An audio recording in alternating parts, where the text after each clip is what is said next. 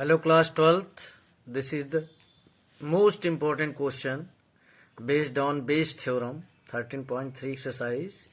Question number 5.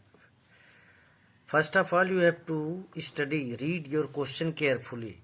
थोड़ा सा लेंदी दिया हुआ है question. A laboratory blood test is 99% effective in detecting a certain disease. किसी भी डिजीज को आइडेंटिफाई करने में डिटेक्ट करने में 99% इफेक्टिव है, लेकिन 0.5% केस में ए फॉल्स पॉजिटिव रिजल्ट भी देती है. फॉल्स पॉजिटिव रिजल्ट का मतलब कि किसी पर्टिकुलर पर्सन को डिजीज नहीं है लेकिन उसको पॉजिटिव डिक्लेयर कर देती है. कितना परसेंटेज है इसका? 0.5. सबसे पहले हम स्टार्ट करेंगे, जैसे कि बेस थ्योरम में होता है कि सर PE1 क्या है, PE2 क्या है. पहले हम इस चीज पे फोकस करेंगे. PE1 मीन्स कितने परसेंट लोग हैं जिन लोगों को डिजीज है. एक्चुअली हमें वो परसेंटेज पता करना है. तो यहाँ पर मैंने E1 माना है the selected person is suffering from certain disease. E1 means the selected person is suffering from disease, certain disease. तो PE1 क्या हो जाएगा? Probability that selected person is suffering from certain disease. तो एक बुक में दिया हुआ है if 0.1% of the population actually has the disease, 0.1% के पास डिजीज है तो इसकी प्रोबेबिलिटी हो जाएगी 0.1% को जब आप डेसिमल में चेंज करोगे तो 0.1 अपॉन 100 0.001. तो ये आपका हो गया PE1. इतने लोग 0.1% को डिजीज है तो कितने परसेंट लोगों को डिजीज नहीं है? 100 में से या तो आप 0.1 को माइनस कीजिए तो 99.9 आ जाएगा, या 1 में से ये जो आपका PE1 निकल के आया इसी को सब्ट्रैक्ट कर दीजिए तो आपको आ जाएगा PE2. PE2 means the selected person is not suffering from any disease. इतने लोग कितने हैं? जीरो. उनकी प्रोबेबिलिटी क्या है? 0.999. अब क्वेश्चन क्या है?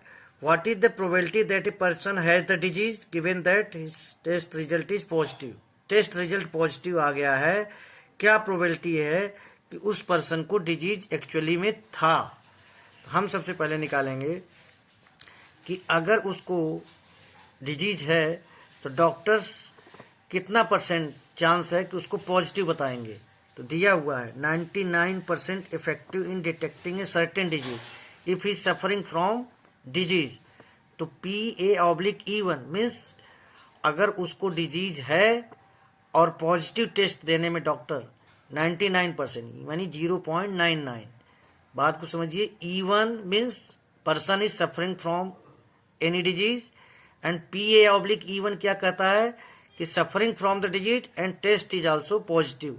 तो PA/E2 क्या कहता है कि person is not suffering from disease but test result is positive. उसको बीमारी नहीं थी लेकिन डॉक्टर्स ने उसे पॉजिटिव डिक्लेयर कर दिया, मशीन ने उसे पॉजिटिव डिक्लेयर कर दिया तो उसका परसेंटेज दिया है. However the test also yields a false positive result for 0.5% of the healthy person tested. तो has no disease means healthy, बीमारी नहीं है लेकिन उसको पॉजिटिव डिक्लेयर कर दिया. कितना परसेंट होगा? 0.5. तो यहीं पर दो चीजें आपको समझनी है. यहाँ पर सबसे पहले एक्चुअली इस क्वेश्चन में हुआ क्या है कि PE1 PE2 का जिक्र बाद में आया है. पहले PA/E1 मीन्स डिजीज है और पॉजिटिव रिजल्ट दे पाएगा, इसका परसेंटेज दे दिया है. डिजीज नहीं है और पॉजिटिव रिजल्ट दे देगा, इसका भी दे दिया. उसके बाद क्वेश्चन में बताया गया है कि if 0.1% of the person is suffering from the certain disease means PE1 बाद में दिया है और फिर PE2 आपने निकाल लिया. PE2 निकालने के लिए आपको अपना जनरल सेंस यूज करना पड़ेगा कि if 0.1% of the population is suffering from certain disease then how much is not suffering from any kind of disease. 100% में से 0.1 माइनस कर लीजिए या 1 में से आप PE1 जो प्रोबेबिलिटी आई है उसको आप सब्ट्रैक्ट कर लीजिए. You will get your answer. अब क्वेश्चन क्या पूछा है कि पॉजिटिव आ गया है तो क्या प्रोबेबिलिटी है actually he suffering from the disease, यानी आपको PE1/A निकालना है. आपने यहाँ A/E1 निकाला था यानी पर्सन को डिजीज है और पॉजिटिव रिजल्ट आया है. अब रिजल्ट पॉजिटिव आ गया है और पर्सन सफ़र कर रहा है, रिजल्ट तो पॉजिटिव आ गया है और पर्सन सफ़र भी कर रहा है डिजीज से, इसका निकालना है। तो बेस थ्योरम के अकॉर्डिंग PE1 PA/E1 अगर यहीं पर होता कि पता करो what is the probability that person has not the disease that the given result is positive, कि उसके पास बीमारी नहीं है लेकिन उसका रिजल्ट पॉजिटिव आ गया है, तब यहाँ पर PE2 और PA/E2 आता है न्यूमरेटर में। तो यहाँ ये सारी चीज़ें आ जाएंगी। बाकी यहाँ पर डेसिमल में कुछ थोड़े बड़े नंबर्स दिए हुए हैं जिसे आपको एडजस्ट करना पड़ेगा मल्टीप्लाई करके। सबसे पहले तो आप मल्टीप्लाई कर लेंगे, फिर नीचे डिनोमिनेटर में एक डेसिमल ज़्यादा है एक से, एक के नीचे एक ला के, और फिर उसके बाद इसको सिंप्लीफाई करेंगे and you will get your answer. इस क्वेश्चन में आप बस इस बात को समझो कि जैसे कि हर क्वेश्चन में PE1 PE2 पहले दिया रहता है और PA/E1 PA/E2, तो PE1 PE2 वो तो हो गया 0.1%, 99%, 99.9% PE1 और PE2 हो गया।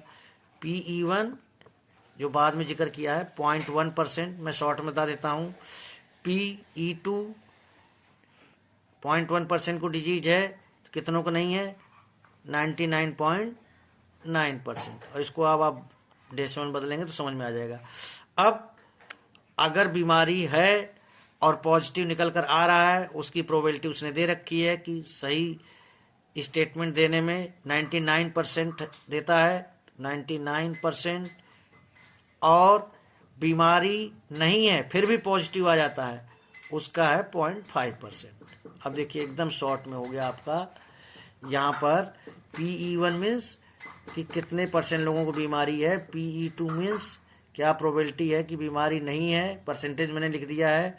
और यहाँ पर कि बीमारी है और पॉजिटिव रिजल्ट आया उसका 99 है, और बीमारी नहीं है और पॉजिटिव रिजल्ट आता है उसका है 0.5%। तो इसको जब बदलेंगे तो 0.005 ये हो जाएगा 0.99, और उसके बाद आप इसकी कैलकुलेशन कर लेंगे।